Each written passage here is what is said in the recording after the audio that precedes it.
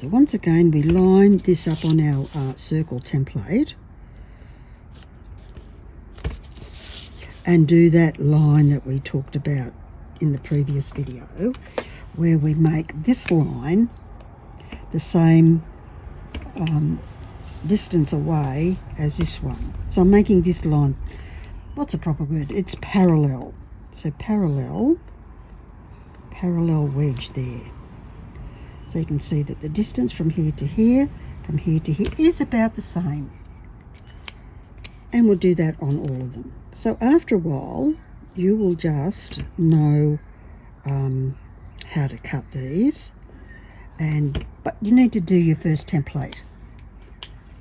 And then you go away and nip those off. Let's have a look at how well, hopefully you can see this really well in such a close-up. I'll just put it on the line.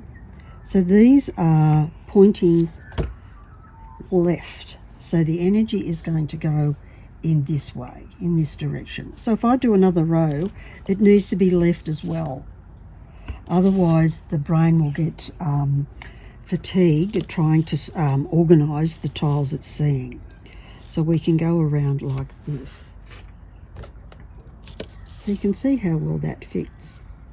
Now to take your stuff to the next level, this is a stonemason's trick. Yes, thank you to my son.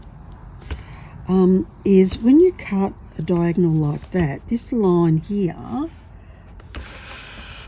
when you cut a diagonal like this line here becomes longer than the side. So what you do is grab your diamond hand pad, moisten it, nice and moist, pick up your tile and just do maybe 3 rubs, or 4 or 5 or 6, just to take that sharp point off but shorten this distance. And what that does is smooth the line, so that takes you to the next level, and it will just flow beautifully all the way round. That's how I do my circles. So feel free to use any of those techniques. So that's 3 to have a go at. And of course, if you're doing lots of flows, then you want to change the direction. You just whip this over and then your next line will go.